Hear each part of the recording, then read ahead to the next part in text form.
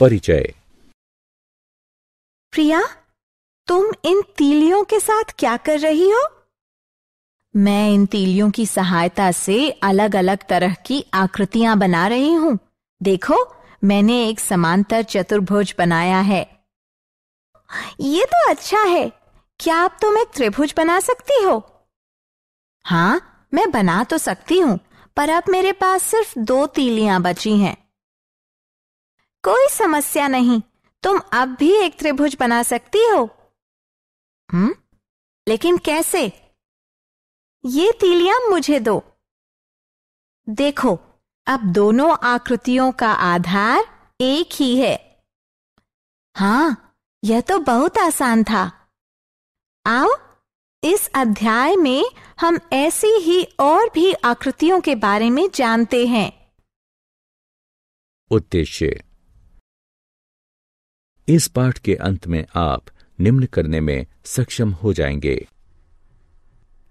एक ही आधार पर तथा एक ही समांतर रेखाओं के बीच की आकृतियां बनाना। एक ही आधार पर तथा एक ही समांतर रेखाओं के बीच के समांतर चतुर्भुजों को समझना। एक ही आधार पर तथा एक ही समांतर रेखाओं के बीच के त्रिभुजों को समझना। समांतर चतुर्भुजों और त्रिभुजों के क्षेत्रफल से संबंधित प्रमेयों को सिद्ध करना। समांतर चतुर्भुजों और त्रिभुजों के क्षेत्रफल से संबंधित उदाहरणों को हल करना।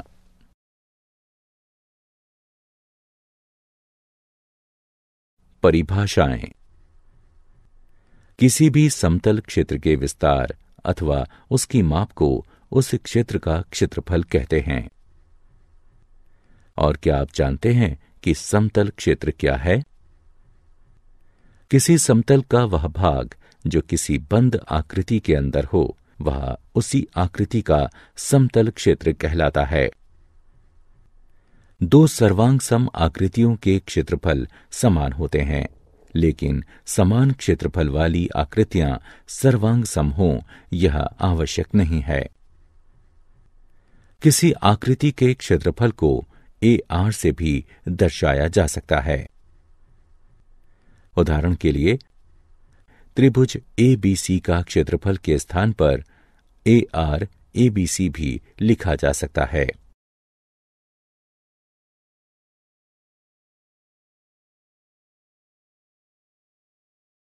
एक ही आधार पर बनी आकृतियां।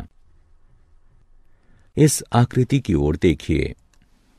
यहां 2 आकृतियां हैं, एक आयत ABCD और एक समांतर चतुर्भुज CDEF। अब हम देख सकते हैं कि दोनों आकृतियों में आधार CD उभयनिष्ठ है। ठीक इसी तरह इस आकृति में त्रिभुज ABC और त्रिभुज BCD एक ही आधार BC पर स्थित हैं। अब इस आकृति को देखें। इसमें एक त्रिभुज ECD और एक समांतर चतुर्भुज ABCD दोनों एक आधार यानी CD पर स्थित हैं।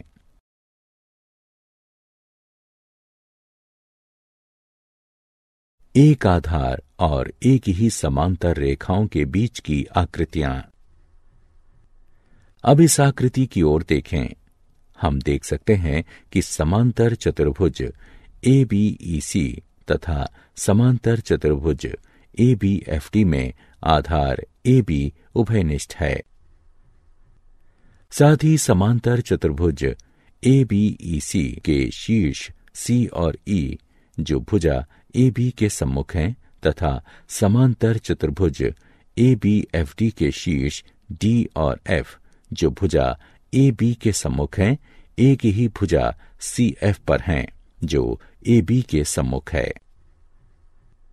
इसलिए हम कह सकते हैं कि दोनों समांतर चतुर्भुज एक ही आधार AB पर तथा एक ही समांतर रेखाओं AB तथा CF के बीच स्थित हैं।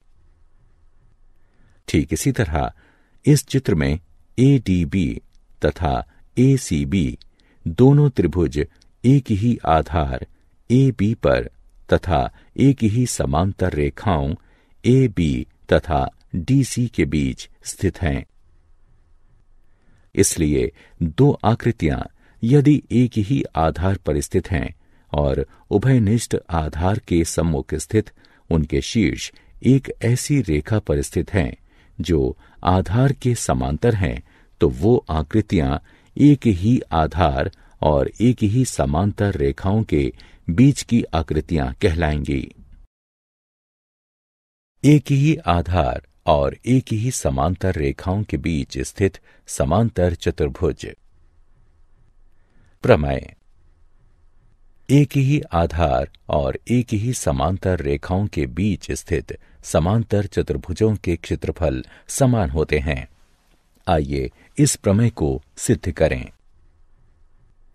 दिया गया है दो समांतर चतुर्भुज ए बी ई सी और ए बी एफ डी जो एक ही आधार ए बी तथा एक समांतर रेखाओं ए बी और सी एफ के बीच स्थित हैं। हमें यह सिद्ध करना है कि ए बी ई सी का क्षेत्रफल बराबर है ए बी एफ डी के क्षेत्रफल के। त्रिभुज ए डी सी और त्रिभुज बी ई एफ में कोण ए सी डी बराबर है कोण बी ई एफ के, क्योंकि ये समांतर रेखाओं ए सी सर्वांगसम बी ई तथा त्रियक रेखा सी एफ के संगत कोण हैं। इसे समीकरण 1 से चिन्हित कीजिए। कोण ए डी सी बराबर है कोण बी एफ ई के, क्योंकि ये समांतर रेखाओं ए डी सर्वांगसम बी एफ तथा त्रियक रेखा सी एफ के संगत कोण हैं। इसे समीकरण 2 से चिन्हित कीजिए। इसलिए त्रिभुज के कोण योग गुण के अनुसार कोण सी ए डी बराबर है कोण ई बी एफ के। इसे समीकरण 3 से चिन्हित कीजिए। साथ ही ए सी बराबर है बी ई के। ये समांतर चतुर्भुज ए बी ई सी की सम्मुख भुजाएं हैं। इसे समीकरण 4 से चिन्हित कीजिए। इसलिए ए एस ए नियम द्वारा समीकरण 1, 3, 4 का प्रयोग करते हुए त्रिभुज ए डी सी और त्रिभुज बी ई एफ सर्वांगसम हैं। जो कि सर्वांगसम आकृतियों के क्षेत्रफल समान होते हैं, इसलिए ए डी सी का क्षेत्रफल बराबर है बी ई एफ के क्षेत्रफल के। इसे समीकरण 5 के रूप में चिन्हित कीजिए। अब ए बी ई सी का क्षेत्रफल बराबर है ए डी सी के क्षेत्रफल जमा ए बी ई डी के क्षेत्रफल के। हम जानते हैं कि ए डी सी बराबर है बी ई एफ के। इसलिए हम इसे इस तरह भी लिख सकते हैं कि समीकरण 5 का उपयोग करते हुए ए बी ई सी का क्षेत्रफल बराबर है बी ई एफ के क्षेत्रफल जमा ई डी ए बी के क्षेत्रफल के, जो ए बी एफ डी के क्षेत्रफल के बराबर है। इसलिए समांतर चतुर्भुज ए बी ई सी तथा ए बी एफ डी दोनों के क्षेत्रफल बराबर हैं।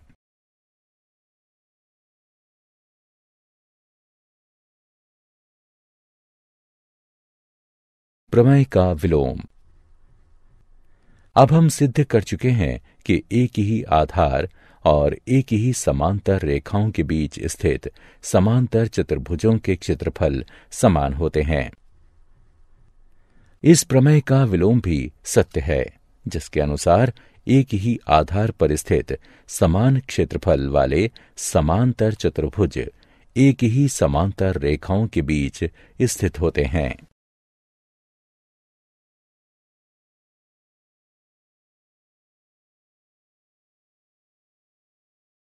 उदाहरण: यदि एक समांतर चतुर्भुज और एक त्रिभुज एक ही आधार और एक ही समांतर रेखाओं के बीच स्थित है, तो सिद्ध कीजिए कि समांतर चतुर्भुज उसी त्रिभुज जैसे दो त्रिभुजों से बना होता है। मान लेते हैं कि एक उभयनिष्ठ आधार BC पर और एक ही समांतर रेखाओं AE और BC के बीच समांतर चतुर्भुज ABCD और एक त्रिभुज EBC स्थित है। अब सिद्ध करते हैं कि समांतर चतुर्भुज ABCD त्रिभुज EBC जैसे दो त्रिभुजों से बना है। रचना। रेखा AC खींचिए। चूंकि विकर्ण AC समांतर चतुर्भुज को दो बराबर भागों में बांट रही है, इसलिए समांतर चतुर्भुज ABCD त्रिभुज ABC से दुगना है। किंतु त्रिभुज ABC और EBC एक ही आधार BC और एक ही समांतर रेखाओं AE और BC के बीच स्थित हैं, इसलिए वह दोनों समान हैं। इसलिए समांतर चतुर्भुज ABCD त्रिभुज EBC जैसे दो त्रिभुजों से बना है। इति सिद्धम। एक समलंब ABCD है, जिसमें AB सर्वांग सम है DC के। विकर्ण AC और BD एक दूसरे को O पर काटते हैं। सिद्ध कीजिए कि त्रिभुज AOD का क्षेत्रफल त्रिभुज BOC के क्षेत्रफल के बराबर है। हल।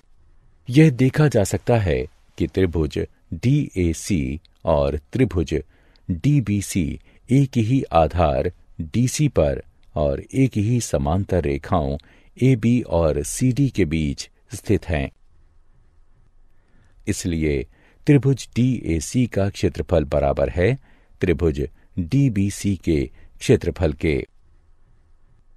अर्थात त्रिभुज DAC का क्षेत्रफल घटा त्रिभुज DOC का क्षेत्रफल बराबर त्रिभुज DBC का क्षेत्रफल घटा त्रिभुज DOC का क्षेत्रफल। और इस प्रकार त्रिभुज AOD का क्षेत्रफल त्रिभुज BOC के क्षेत्रफल के बराबर है।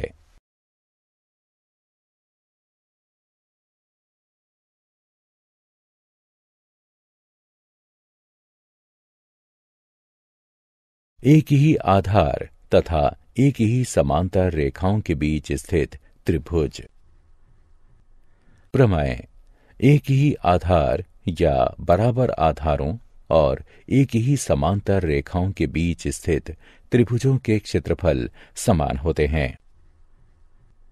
दिया गया है एक ही आधार BC और एक ही समांतर रेखाओं BC तथा AD के बीच स्थित दो त्रिभुज ABC और DBC हैं। सिद्ध करना है त्रिभुज ABC का क्षेत्रफल बराबर है त्रिभुज DBC के क्षेत्रफल के। रचना। B से होते हुए CA के समांतर E पर बनी DA को काटती हुई BE खींचिए और C से होते हुए BD के समांतर F पर बनी AD को काटती हुई CF रेखा खींचिए। उत्पत्ति। निर्माण के अनुसार हमारे पास दो समांतर रेखाएं BE और CA हैं और BC EA के समांतर है, ये हमें दिया गया है। इसलिए चतुर्भुज BCAE एक समांतर चतुर्भुज है। ठीक इसी तरह BCFD भी एक समांतर चतुर्भुज है।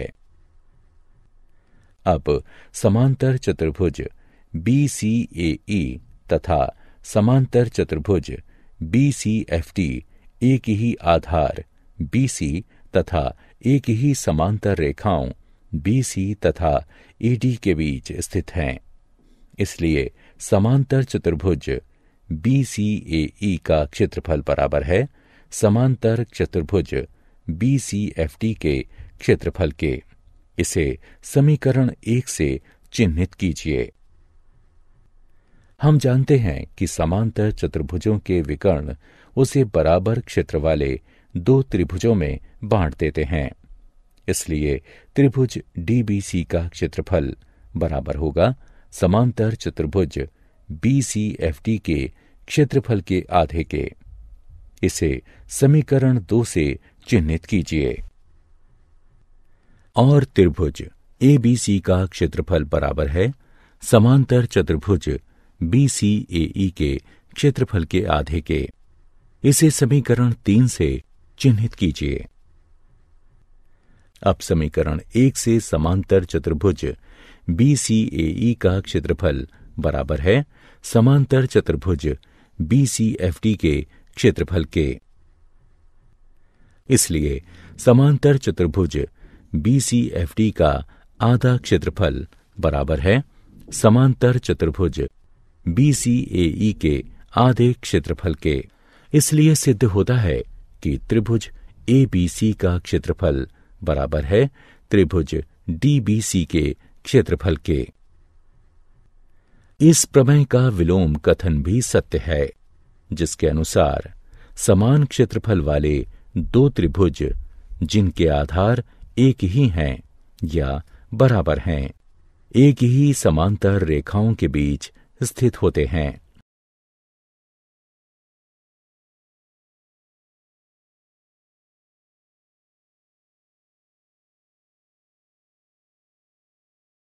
उदाहरण, एक त्रिभुज ABC में E माध्यिका AD का मध्य बिंदु है।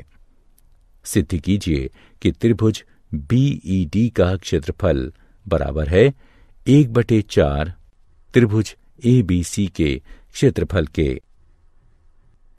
हल दिया गया है AD त्रिभुज ABC की माध्यिका है, इसलिए यह त्रिभुज ABC को बराबर क्षेत्रफल वाले दो त्रिभुजों में बांटेगा। इसलिए त्रिभुज ABD का क्षेत्रफल बराबर है त्रिभुज ACD के क्षेत्रफल के। इसके अनुसार त्रिभुज ABD का क्षेत्रफल बराबर है 1/2 त्रिभुज ABC के क्षेत्रफल के। इसे समीकरण 1 से चिन्हित करें। त्रिभुज ABD में AD का मध्यबिंदु E है, इसलिए BE माध्यिका है। इसलिए त्रिभुज BED का क्षेत्रफल बराबर है त्रिभुज ABE के क्षेत्रफल के। अर्थात त्रिभुज BED का क्षेत्रफल बराबर है 1/2 त्रिभुज ABD के क्षेत्रफल के। अर्थात समीकरण 1 के अनुसार त्रिभुज BED का क्षेत्रफल बराबर है 1/2 गुणा 1/2 त्रिभुज ABC के क्षेत्रफल के,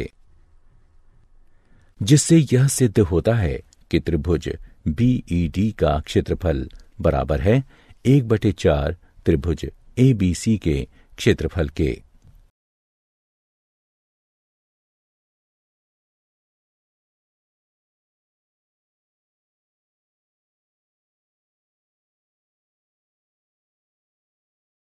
सिद्ध करिए कि किसी समांतर चतुर्भुज के विकर्ण उसे बराबर क्षेत्रफल वाले 4 त्रिभुजों में विभाजित कर देते हैं। हल। हम जानते हैं कि समांतर चतुर्भुज के विकर्ण एक दूसरे को समद्विभाजित करते हैं। इसलिए O, AC और BD का मध्य बिंदु है। त्रिभुज ABC में BO माध्यिका है, इसलिए यह इसे बराबर क्षेत्रफल वाले दो त्रिभुजों में विभाजित करेगा। इसलिए त्रिभुज AOB का क्षेत्रफल बराबर है त्रिभुज BOC के क्षेत्रफल के। इसे समीकरण 1 से चिन्हित करें। त्रिभुज BCD में CO माध्यिका है, इसलिए त्रिभुज BOC का क्षेत्रफल बराबर है त्रिभुज COD के क्षेत्रफल के। इसे समीकरण 2 से चिह्नित कीजिए। ठीक इसी तरह त्रिभुज COD का क्षेत्रफल बराबर है त्रिभुज AOD के क्षेत्रफल के। इसे समीकरण 3 से चिह्नित करें। समीकरण 1, 2 और 3 से हमें यह पता चलता है कि त्रिभुज AOB का क्षेत्रफल बराबर है त्रिभुज BOC के क्षेत्रफल के, जो कि बराबर है त्रिभुज COD के क्षेत्रफल के, जो कि बराबर है त्रिभुज AOD के क्षेत्रफल के। इसलिए यह सिद्ध हुआ कि किसी समांतर चतुर्भुज के विकर्ण उसे बराबर क्षेत्रफल वाले 4 त्रिभुजों में विभाजित कर देते हैं। क्या आप जानते हैं, सिकंदरिया के हीरोन 1 शताब्दी ईसा पूर्व ने त्रिभुज के क्षेत्रफल के सूत्र की खोज की थी। गणित के इतिहास में वह सबसे अधिक इसी सूत्र के कारण जाने जाते हैं, जिसका नाम उन्हीं के नाम पर है।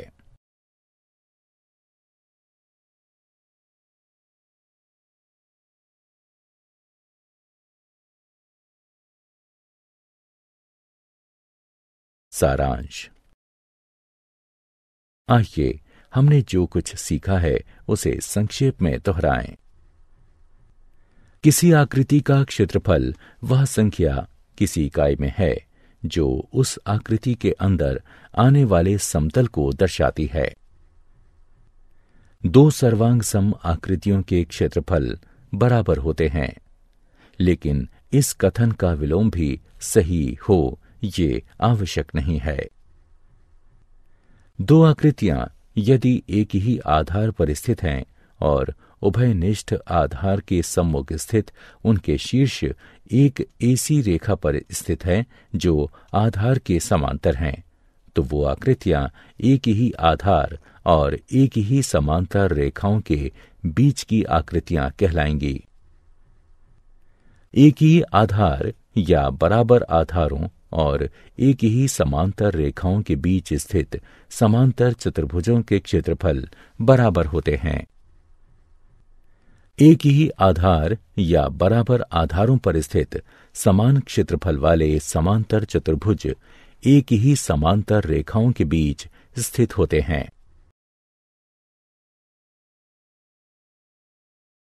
एक ही आधार या बराबर आधारों और एक ही समांतर रेखाओं के बीच स्थित त्रिभुजों के क्षेत्रफल समान होते हैं। किसी त्रिभुज का क्षेत्रफल उसके आधार और लंब के गुणनफल का आधा होता है। एक ही आधार या बराबर आधारों पर स्थित समान क्षेत्रफल वाले त्रिभुज एक ही समांतर रेखाओं के बीच स्थित होते हैं। एक त्रिभुज की माध्यिका उसे बराबर क्षेत्रफल वाले 2 त्रिभुजों में बांटती है। एक ही आधार या बराबर आधारों पर स्थित समान क्षेत्रफल वाले समांतर चतुर्भुज एक ही समांतर रेखाओं के बीच स्थित होते हैं। एक त्रिभुज की मध्य उसे 2 बराबर क्षेत्रफल वाले त्रिभुज में बांटती है।